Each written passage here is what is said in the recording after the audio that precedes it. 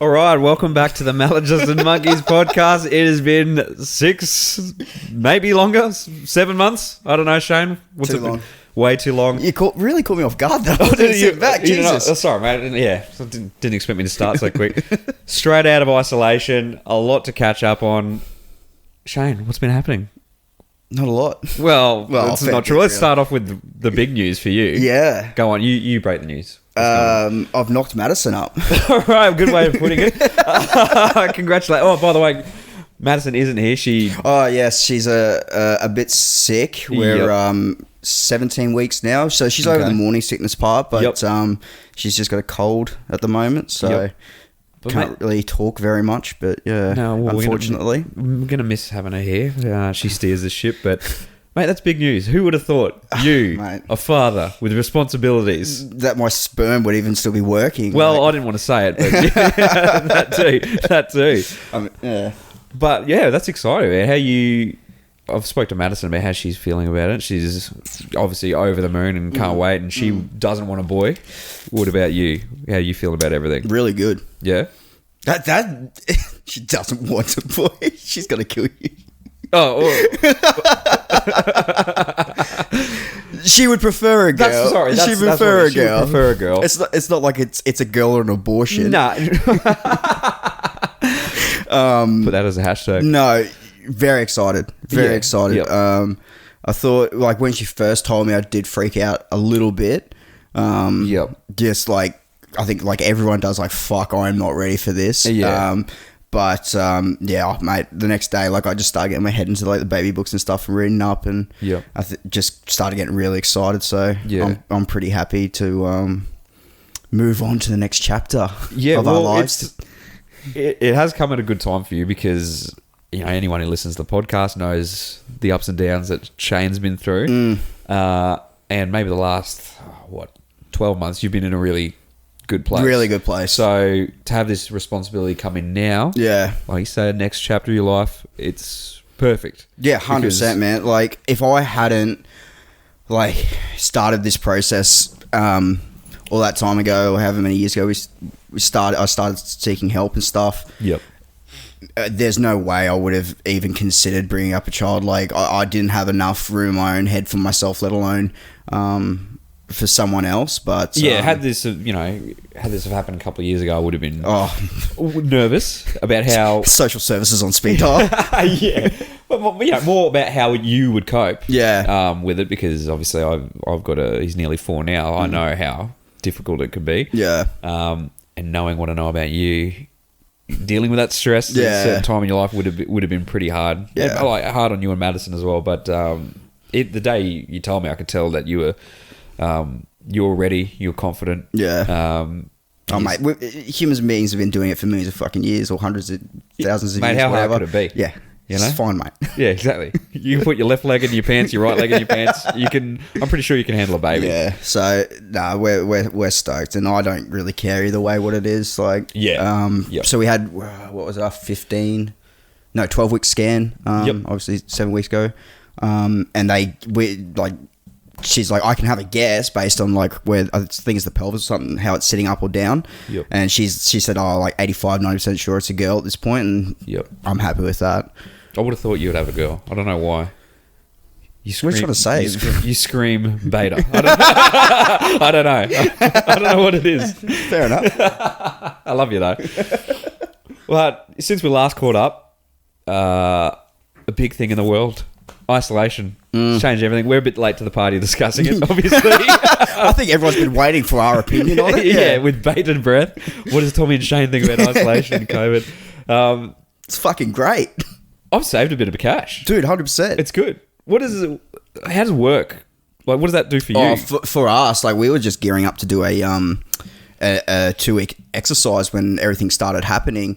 And they tried to change a few things so we could do it on base, but even then, because we work out of the Bushmasters, being in such close confines, they just couldn't do it, so they're not cancelling that.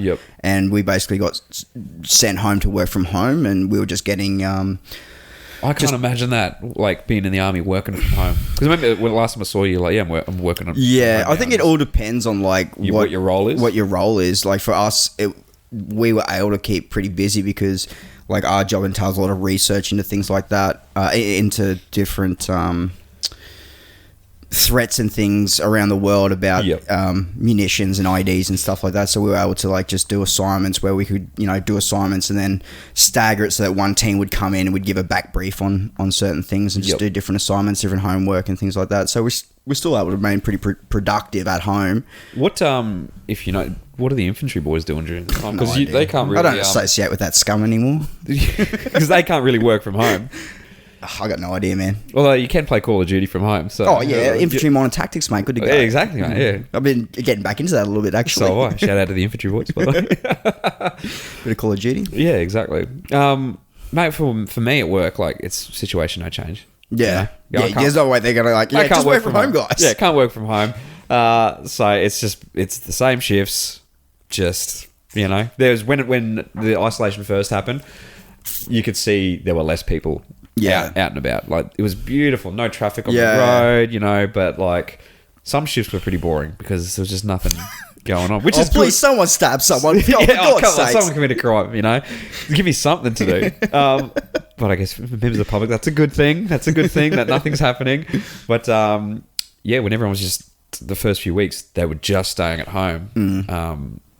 You know, driving around, there's no one to really interact with. Yeah. And it was weird going to coffee shops and, you know, not really seeing anyone. Yeah. Seeing a lot of my favourite restaurants and coffee shops closed. That's obviously the big issue. Yeah, 100%. Yeah, had to go to Macca's. Oh, you poor bastard. No, I like their coffee. But yeah, like, it hasn't changed anything for me, but works the same. Saved a bit of money. I'm dying for a pub to be open, though. Probably not for you. No. And when you're not really a social guy anyway. No, it's like, so for me and Madison, nothing's much changed. We're home. If anything, I'm surprised you knew about COVID and isolation happening. What do you mean we can't? Like, I think a lot of people have been in the same boat where you realise just how much you miss, like, little things, you know, like gym.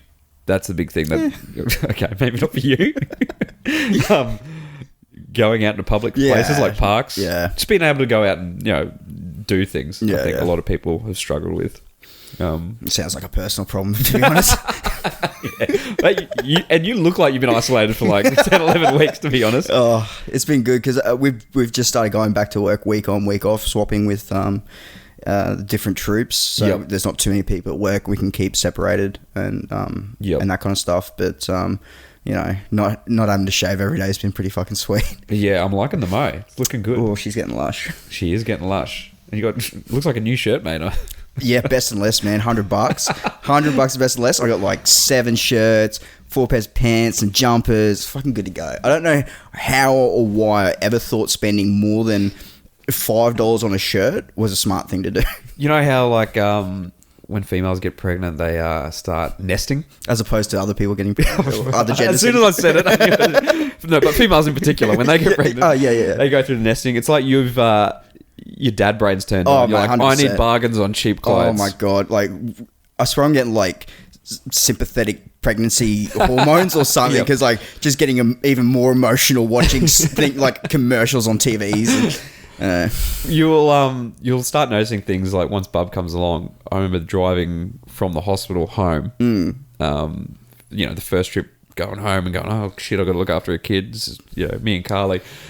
And I drove so slow. I remember people going past me. I was like, fucking slow down. What's wrong with everyone on the road? Or like the first time we took him outside in a stroller for a walk, it was just to the end of the street and back. And a car went past doing like 45. I was like, what's this bloody idiot doing? Slow down, mate. You'll get that protective nature. Yeah. It'll be weird to think of you like that too. What, angry with the world? You know what? It's not that much of a stretch, it's not going to be that much of a change for me. But just speaking about... you know, things going a lot better now. It was funny, yesterday Madison had her first phone, had to be a phone consult obviously with the COVID stuff, with the midwife that one of them we're going to be seeing, they rotate through. And I was asleep for whatever reason. Madison decided not to wake me, whatever. You mean she didn't want that input for that conversation? But she was rattling off what the midwife was saying, and one of the things she brought up was smoking. I'm still smoking at the moment. Yep.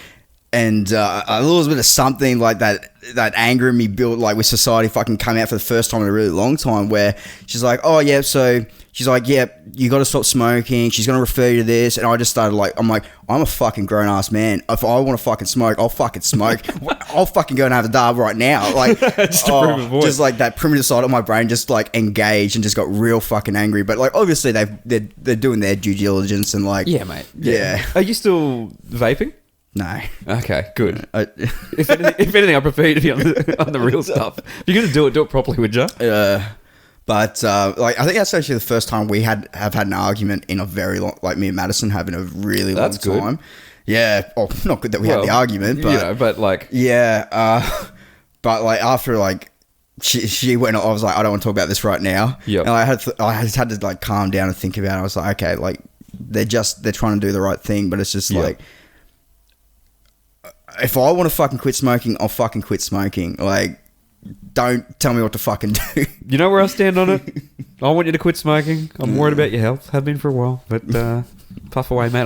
Let's get up my nose. Doesn't really, you know. But it is good to be finally back in our studio doing this, and gives us another excuse to catch up. Yeah, unfortunately, this would have come out earlier, obviously. But well, let's talk about that. As many people would have seen our posts last time. Come around, good to go. Yeah. Ready to record. Well, I was ready to record, coming in hot. And then what happened, Shane? The computer. Yeah, the hard drive decided it didn't want to play the game and wouldn't boot, so we didn't have anything to record on. But luckily, I've built a new PC now, and holy shit, if that wasn't the smoothest setup we've ever had. Yeah, finally. Because people don't know, every time I come over to record, the process is the same, where Shane hasn't got anything together yet. He's moving the computer into the studio. He's normally shirtless, shoeless, just in shorts. He sits down, and maybe 2 minutes into it, I hear him go, "Oh, for fuck's sake!" And something goes wrong. And then last time, the computer just blew up or something. So I was very disappointed. But it was right. It was a good catch up anyway, because we had Rolls over. One of our good mates come over, sit in, a couple of drinks, and catch up on old times. So it ended up being a really good day. Yeah, but we're here now, and we've had quite a few people send questions in. So that's what we're going to do today. Answer some of the questions you guys have sent in. Shane's got them ready to go. Madison was kind enough to write them down. Yeah. So she was the one going to be asking us the questions, but as she's a bit too sick, she's written them down for us. So what do we got, mate? I think we got a few this time. Everyone worried about Tommy's hair. He gets gelled up. Oh, yeah, someone wanted to know about my hairstyles or something. I don't know what the fuck that's about. Anyway, so my hair's first good. question... You tell me. Send that in. Yeah, so I think Mike... I'm trying to read Madison's handwriting. From Mike, so I think this is for Tommy. What's been the most confronting part of being a police officer? Oh, man, where to start? Like, there's that many things that you can find confronting about the job. I think for me now... your traumatic jobs involving children. That's any job involving children. I find quite confronting now. It always is, but before I had my son, it would affect me less. I would say, because you didn't have anything to really. You can't connect it to. Now you might superimpose that onto, like, what if that happened to? Yeah, that's right. And now. Now having a child, you go to these jobs and you put yourself in that position. You know what it's like being a parent. Well, not yet, but yeah. Well, no. Without going into any details, I'll touch on this. A job that happened in the last couple of months that many found quite confronting and kind of shook up our division was a job involving the death of 3 young children. Oh, yeah, yep. I won't go into the details. Yeah. A lot of people listening will know what I'm talking about, but it was a domestic violence related incident involving 3 children being killed. I was on that ship. I didn't go to the job, but listening to the commentary of the sit reps coming over the radio from coppers I know that went, man, the whole division was affected. Yeah, right. And it was really weird that day, as the day went on and people were coming in and out of the station that were going to the job. You could just feel everyone was deflated. Yeah. From the coppers that went to people just in the station who were listening to the sit reps on the radio. Everyone was just sad. And it reminded me of, like, when we were over in Afghanistan, when the boys got killed. the whole mood, like the mood just dropped for days. But you could feel everyone kind of coming together as well and looking after each other. Yeah. So from a policing point of view and like a team point of view, that's a positive we can take away of how well everyone looked after each other. Maybe an indicator of, I guess, us as, well, especially first responders and people in that line of work, like it's getting easier or people are getting, in those jobs, are getting better at communicating and talking through.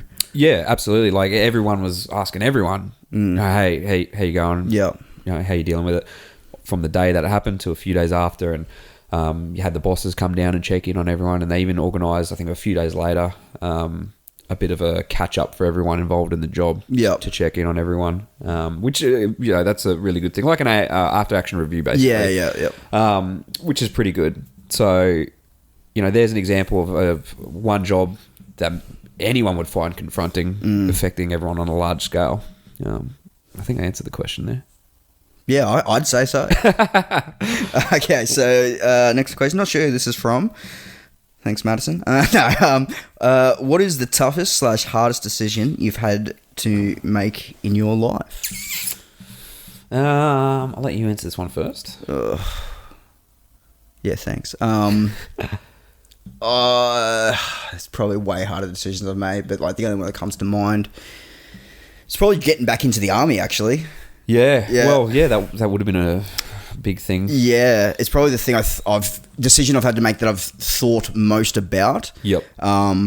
Knowing what this time getting back in, what I was getting myself into, like full open eyes, knowing, the freedoms I'd have to give up and what it would mean.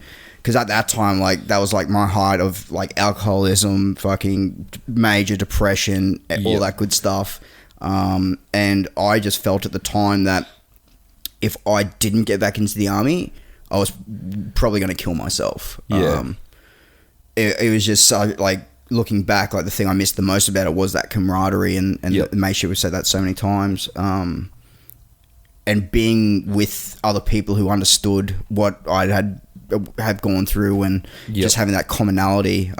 Before you made that decision, did you consider anything else? Like obviously then you were working as a postie. So. Yeah, so the biggest thing that I had to consider at that point in time was Madison, because obviously when I met her, I was on, we were just friends at the time, but I was on my way out. My discharge was in, and for her, she never thought she'd have to deal with me being in the army and, being an army spouse and all the crap that comes with that. Yep. So it was really hard for her coming to terms with because to be honest, I didn't give her really an option. I said, if I don't do this, you're going to lose me either way.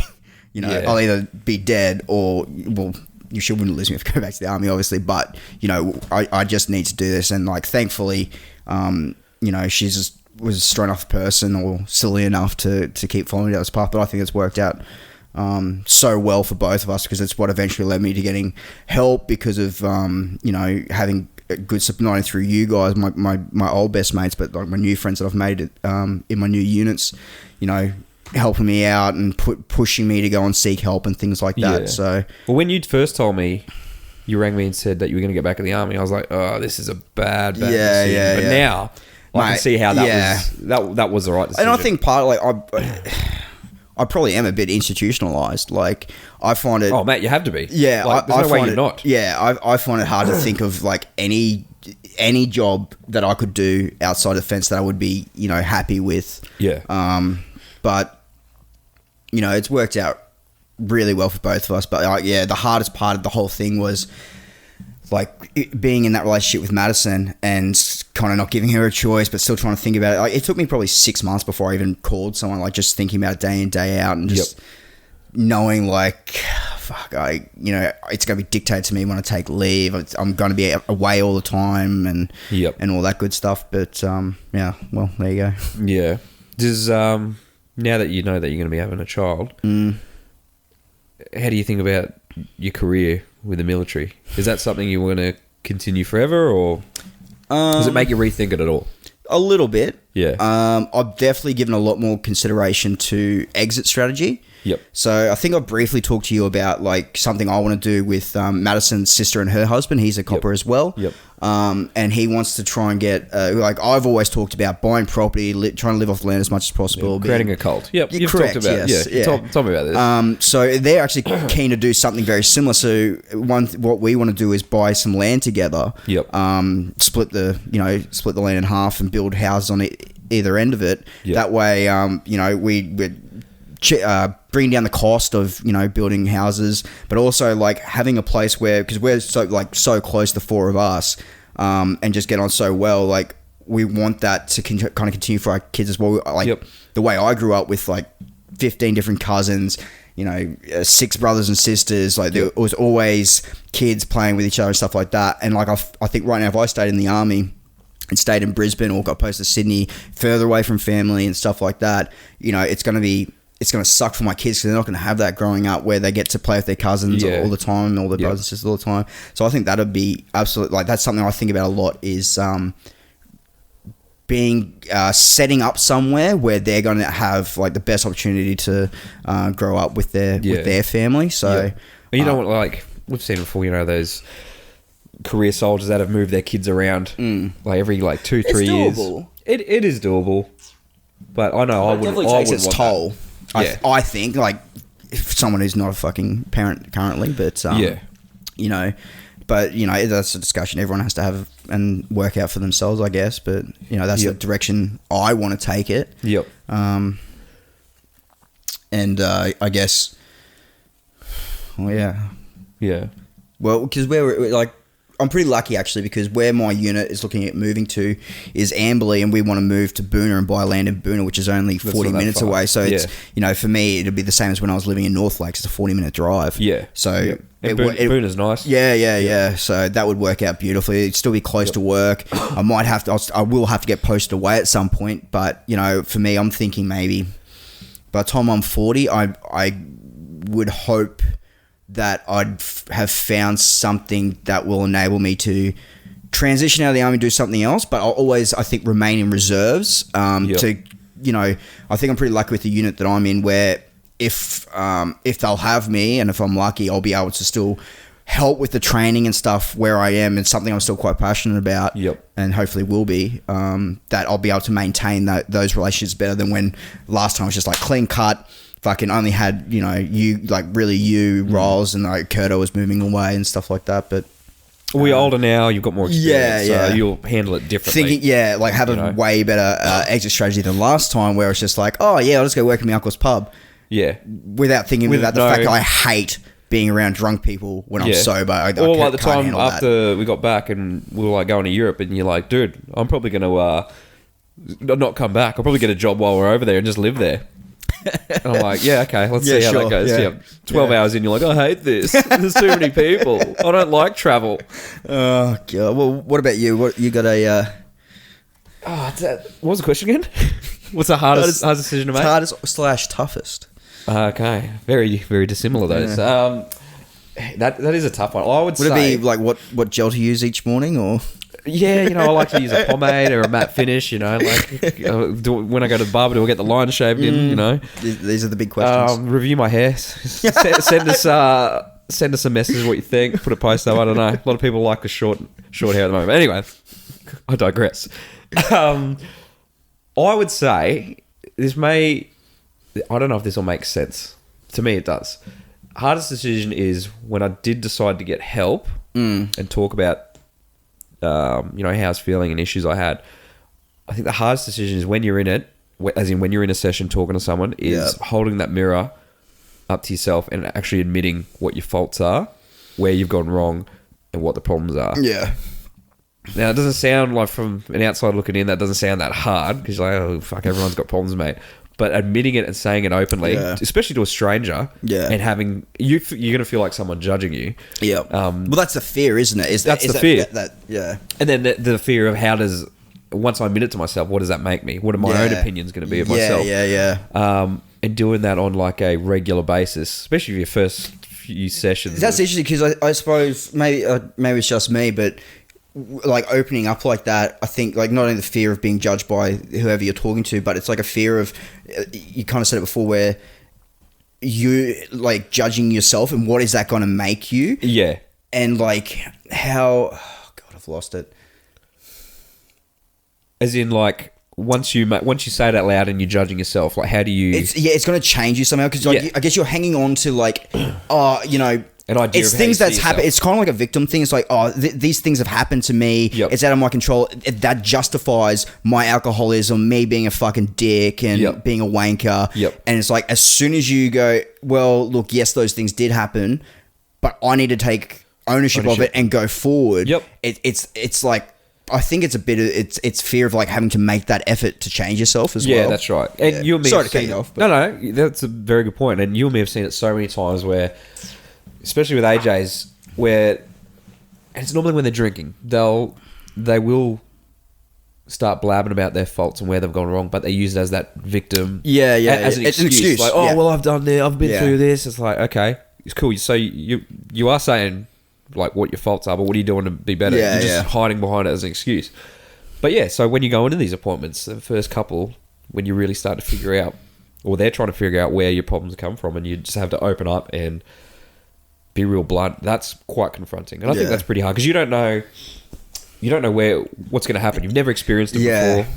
And what road does this lead you It's a seismic shift, like a potential seismic shift in your personality, but it doesn't happen straight away. Like, you will change over time, which is a good thing because you like people who are in this situation need to, because obviously something's going wrong. That's why you're drinking and taking drugs and doing all this stupid shit. Yep.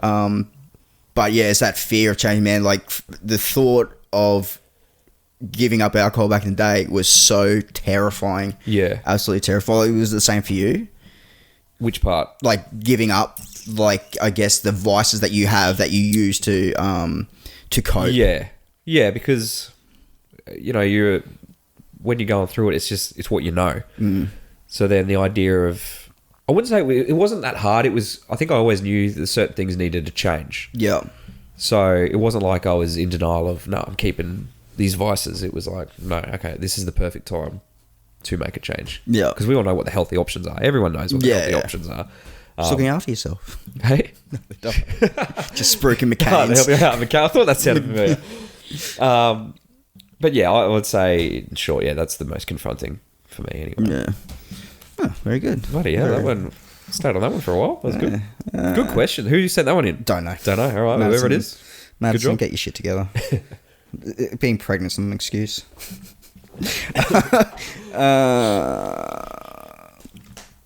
Okay, yep, that just relates directly to that. Never mind.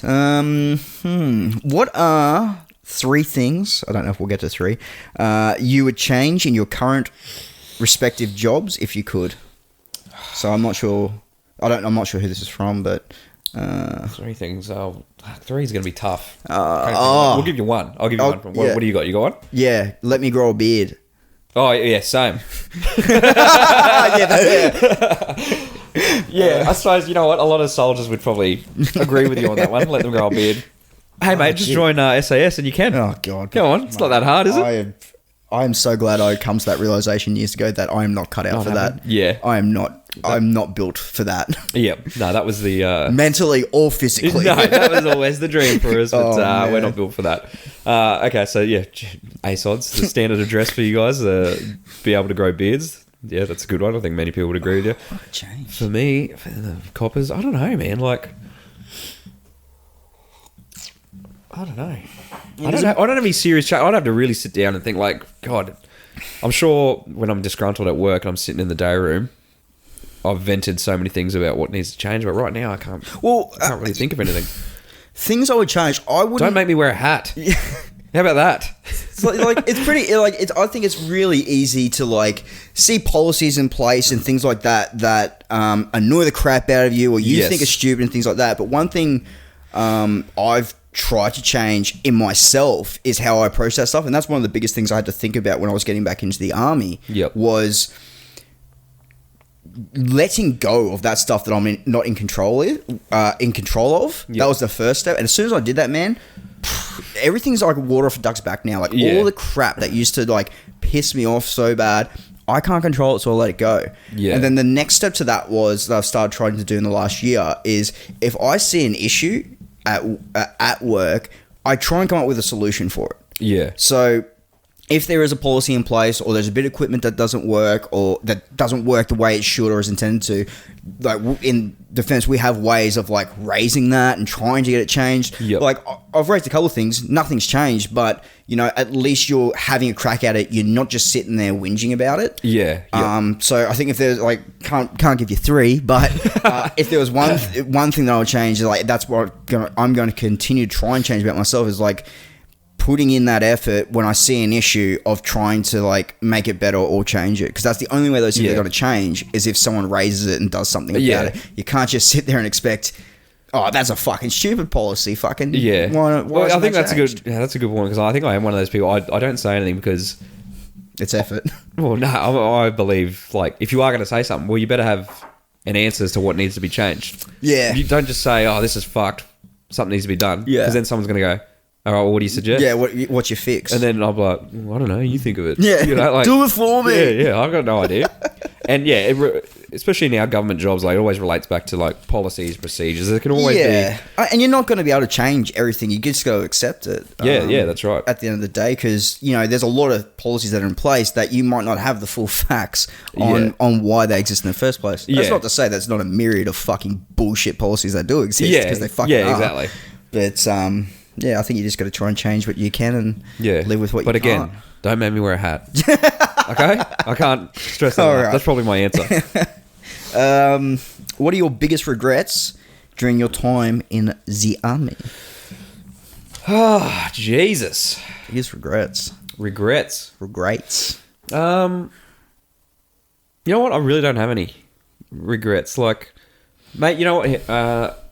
Probably maybe stay in just a little bit longer. Not. You wish you'd stayed in longer? Yeah, maybe not leave. Why? Or is it the way you left? You know what? It's more the way I left. Okay. I think. Like jaded? Yeah. Or not having a plan? Jaded. No, you had a plan. I had a plan. And it's worked out pretty well. Yeah, well, yeah. Depends how you look at it. I would say, more how I handled the leaving. Like when we were all getting out, there was a whole bunch of us that were jaded, disgruntled for many reasons. How there was mishandling of things. Yeah. And we all kind of wanted to put our discharge in at the same time. And just get the fuck out. Yeah. So I think that ties pretty neatly into what we were just talking about was, you know, we saw a lot of roadblocks in front of us, and was like one of the biggest contributors to why we wanted to leave was a lot of what we perceived to be bullshit going on. Yeah.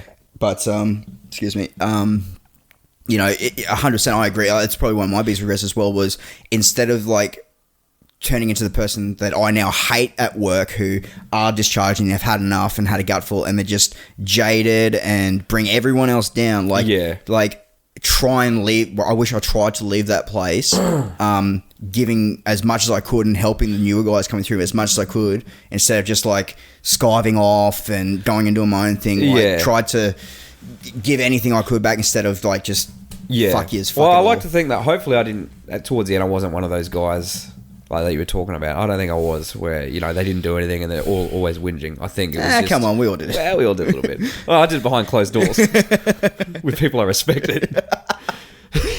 Apart from that, like, I don't know, maybe like push harder to do more courses before I got out or something like that. Yeah, you're talking like conversion courses, like to set yourself up. On the outside. Because when you actually, here's that's another. You know that's what? A good one. Here's some good regrets. Settle in. Yeah, settle in, guys. Pull up a chair, guys. How much recording space we got, mate? Here's one I talk about a lot. My deployment money. Oh, yes. Now, when I didn't even think of that. Here's some regrets. Holy shit. You pull at one thread, mate. Here they all come. Oh, mate. How do you think a guy in his early 20s, who you're given all this responsibility, go overseas, do whatever, you have all this money sitting in your account. How old were we? 23, 24 when we went overseas? 20, Come back, and I remember I was talking to this with Hobbsy the other day, who's someone who deployed with us. And before we went overseas, you always see guys would do deployments, and then sitting in the car park would be all these new SS Commodores. Yeah. For you millennials, Google SS Commodores, so you know what we're saying. We come back from overseas. You know we're millennials, right? Technically. How dare you? Yeah, I like it even less than you do. All right, technically, but I don't. We're not. But anyway, we got back from overseas, and you do 2 days. It's called decompression training, and you basically sit in PowerPoint briefs, is it? Oh, fuck, I can't remember. Yeah, sure. It's decompression because you've just been over for a war zone for 6 months and they got to tell you via PowerPoint how to be a normal member of society. It's like, hey. Well, it's like things to watch out for in yourself. Yep. If you're seeing these warning signs, seek help because more than likely you're having issues. Exactly. And they tell you... It's a good thing. It is a good thing. It is a good thing. But when you're in your early 20s, you've just got back to Australia, you don't care. You don't want to sit in your PowerPoint. You want to go see your family. You want to go hang out with your mates, get on the piss, whatever. So day one, I think we finished at lunchtime and me and Hobbsy had already organised to go out to the Magic Mile and look at some new cars. Because that's what you do. When you do deployment, you're like, yeah, I've got all this fucking money. I'm going to buy a new car. Because I was driving a Commodore at the time. So we go out. We both pick these 2 4-wheel drives. Hobbsy gets like a Cruiser. And I'm like, yep, Mitsubishi Triton. Let's go. Let's get on board. So we arrange for day 2. We're going to pick them up, pay in cash, good to go. Day 2 rolls around, go to decompression training. And whoever running it is like, guys, when it comes to your finances, don't do what everyone else does. Don't come back here, buy a brand new car and piss your money away. And like me and Hobbsy look at each other. I'm like, dude, 2 hours and I'll be cruising through a fucking brand new Triton, mate. This bloke's got no idea what he's talking about.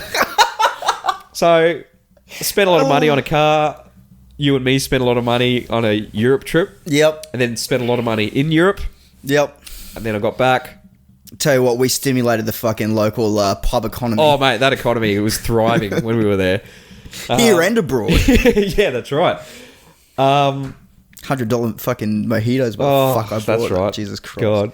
So, I would say I regret being young and stupid with my money and not realising that I had to think ahead and just... Man, if I could go back into 100%, I would...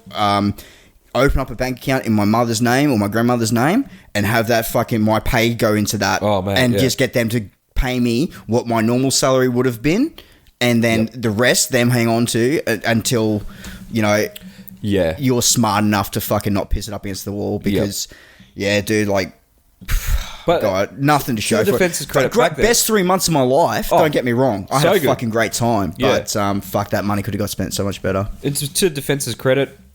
They tried. They tried. Fuck, did they try, mate? You know? They'd even start their PowerPoints with an arousal, which would be a video, normally combat related, to get you in the mood. They're like, right, boys, before we start, here's arousal. It's normally someone in a firefight or a scene from like a military movie. You're like, or it'd be like a skit from like Blackadder or something. Yeah, a funny skit. And then they're like, right, let's get into the lesson. And everyone just glazes over. And you're like, man, I just want to get out of here. I got money to spend. I got money to spend, mate. I got a bloody ute to pick up. So, yeah, I think I could go on all day with this question, but yeah. Oh, God, man, there's so many. Yeah. No, I can't believe we didn't even think of that. Yeah, the money. It just came to me. I haven't been dwelling on this at all. No, I think you've nailed it, man. Like 100%, they're the same for me. That's 100% the same. All right. What we might do is take a quick I was going to ask you for break. That. Blair, a quick commercial break. Yeah. Here's a message from our sponsors. Hey, Shane. Shane. Yeah, mate, yeah. What are you drinking there? Oh, just a bit of tea, mate. So was that tea? Yeah, tea. You know, it helps relax me, calms me down. Okay, well, put that shit down. Actually, you know what? Throw it out. I don't even want to fucking see it in my face right now. Finish it no, first? Don't finish it. You know why? We got a bag of Australian Warfighter coffee sitting in the kitchen, ready to go. What the fuck is that? You're telling me you never heard of Australian Warfighter coffee? No. Let me hit you with some knowledge, bro. Jeez, you sound so revved up about this. Yeah, I've had about 3 cups of it already. Okay, I'm ready to go. Mate, it's veteran-owned, veteran-operated. Mm-hmm. They're raising awareness for veteran issues. Mm-hmm. They give back to the veteran community. What's better than that? Well, nothing. Exactly. So like I said, throw the tea out. AustralianWarfighterCoffee.com. Check it out. That was empty, right? Yeah. All right, good. All right, and we're back. Quick commercial break there. Thanks to whoever I insert there as a sponsor. Whoever Shane inserts as a sponsor. Good to have you on board. They're good people. They do good things. The best. I've always said that. I've always said that, yeah. Their products are second to none. So we've got another question here from Beyond the Grave from Robert Williams. Beyond the what? Oh, no way. No, you're thinking of Robin Williams. You're thinking of Robin Williams. Like, Robbie Williams is still churning out hits, mate. Oh, I know. I love him. Shout out to Robbie Williams and Robin Williams. Beyond the Grave. How do you find the time to keep fit and juggle it with work and dad life? Well, thank you, Robbie, for telling me I look fit at the moment. First of all, shout out to Robbie. I haven't seen him in ages. So what was it? How do I find time to keep fit and juggle work? I mean, I would say you don't, but that's just me. Well, that's why we don't ask you, mate. Yeah, look, it can be hard. Like the weeks so with my son, I have him a week on, week off. Mm-hmm.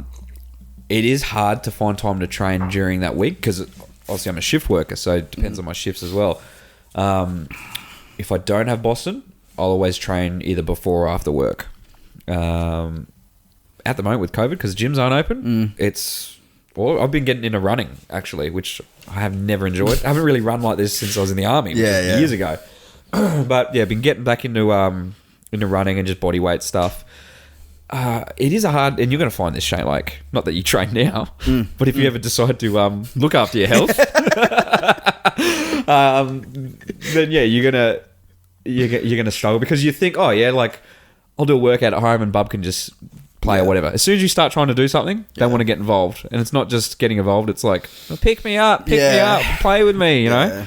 And then around work, it can be hard, especially on night shifts. I know a lot of people struggle training on night shifts. I train better on night shifts. So a night shift is 10 p to 6 a. Yeah. I'll go to sleep as soon as I get home. Whenever I wake up in the afternoon, fuck around the house, and then on the way into work, I'll go to work early. We got our own gym. I'll take some pre-workout to wake me up, and then I'll train like an hour before work. And that wakes me up, gets me in, and then I'll do that for 7 nights. Just train every shift before work. Yeah. Yeah, it is a balance, and it'll be one of those things where most people find with fitness, you'll go really good for a couple of weeks, you'll feel good, and then you'll have like a couple of days where you're unable to keep the cycle going, and you'll fall off, and you'll feel like a piece of shit again, and then you'll get back on it. You just got to keep getting back on it. Yeah. What are you doing for? Well, because obviously it's changed at the moment, but normally it's easy for because it's compulsory PT. It's regimented. But for you, every morning it's part of your job. Like I go to work and we have a lot of time that we have to do PT, which is great. Yeah. So I think for building defense, it's quite easy. Yeah. Yeah, it's quite easy.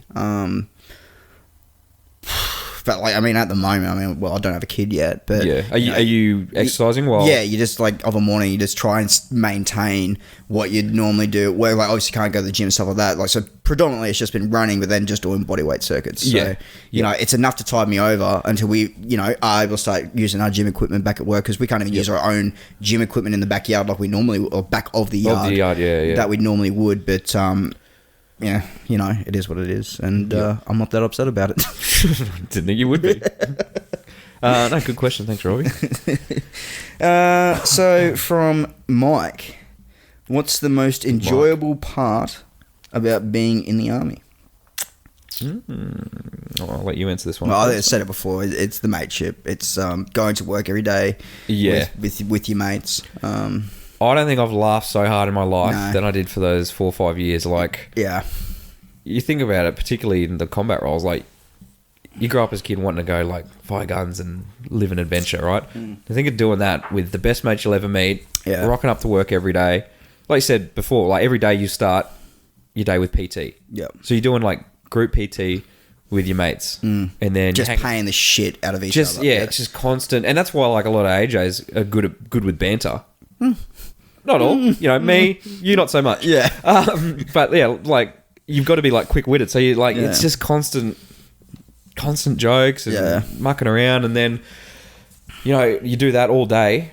And then remember we used to, when I had my place at Kedron when I was in... Yes. Then all my mates, we'd finish work.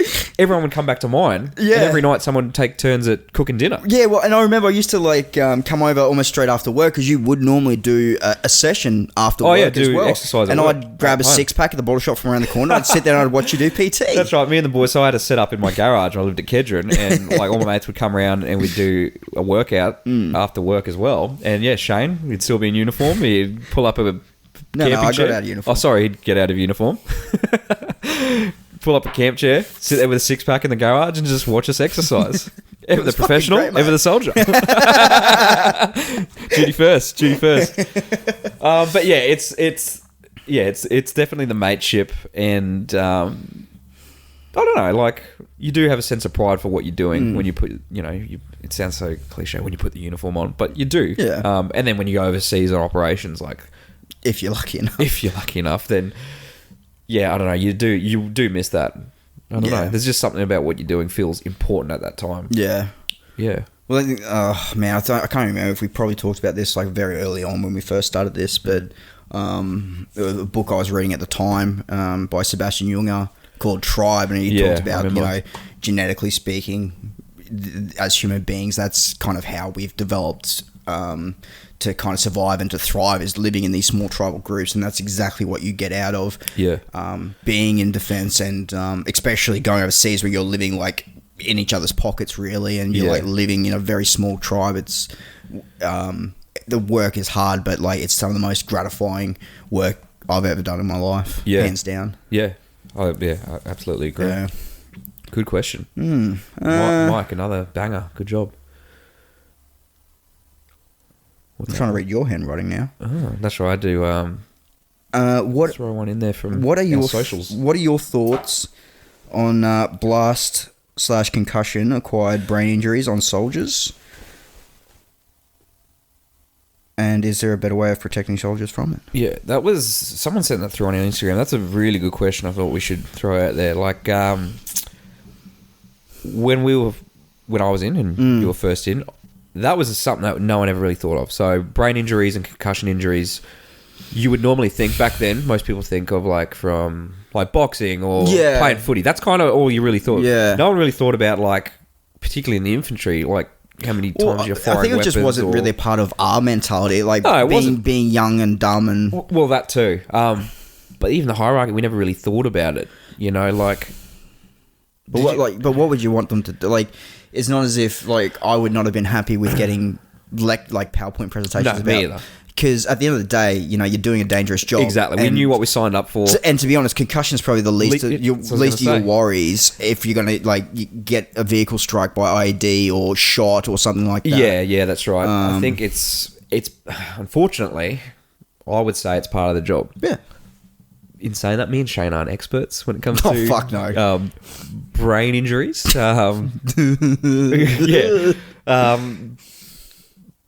So I don't know what they're doing at the moment. I know that I was telling you before, Shane, when in the last couple of weeks when we were in Afghanistan. I don't even remember this. My platoon, you mustn't have got. My platoon were given. I don't even know what they were. They were like little monitors or something. Little monitors we had to put on our vest that would monitor the, I guess, blast over pressure or something. Yeah, like that, in case you're in a vehicle strike. Was it for vehicle strikes? I think it was for vehicle strikes. So if your vehicle got blown up, it would basically measure how much blast you were taking. But I think it would measure like any percussion, really. Like even the amount, like the force of moving around in the vehicles. You know how like the whiplash? Oh, really? Well, I think so. I don't know. Again, I'm no expert. I don't know. They said, here's a bit of kit, put it on. It's compulsory. And I went, yes, sir. You know what I mean? Whatever. You give it to me, I got to wear it. I don't remember those at all. Yeah, so it must have been a trial they were doing. Yeah. So I know that. So that was 2012. So obviously then they were thinking about it. And as we know from the world of sport, people are looking at concussions more in like rugby league in Australia. Like that's something they look at now. And I know the NFL, that was a big thing. Will Smith did that movie about a cool concussion. Never seen it. Sure, no. Here it's great. Send us a review. Is it good? Is it worth us watching? Let us know. But yeah, did we answer the question? I don't know. Probably not. No. But, what needs to be done about it, Mike? I don't know, dude. Man. Like defense as a whole, like is very aware of the repercussions of soldiers being injured. Yeah. Because it costs a lot of money to rehabilitate a soldier because you don't want to lose them because you've invested all that money into training them up in the first place, and two, like just from a moral standpoint, you don't want to break people and then send them off back into the thanks for your cervix. We'll see you later. So like now, like there are a lot of things in place to help you rehabilitate, but I think like we said at the start. Injuries are just part and parcel. Like it's an inherently dangerous job, and I think you can only take mitigation so far before it detrimental to the end product. Yeah, and like to training and things like that. Like you have to.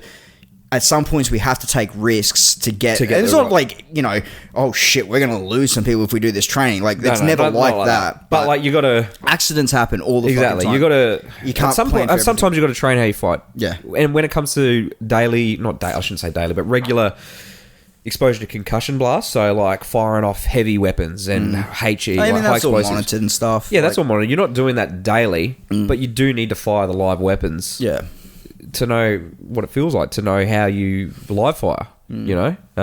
So, yeah, again, we don't know what the fuck we're talking about. Don't know. So, you know, we blow up computers when we're trying to do a podcast, for fuck's sake. You know what I mean? Like, I don't know. Don't trust us. But no, thanks for the question, Mike. I think that's all the questions we've got. Is that it? Yeah. No, that's good. That's good. Although,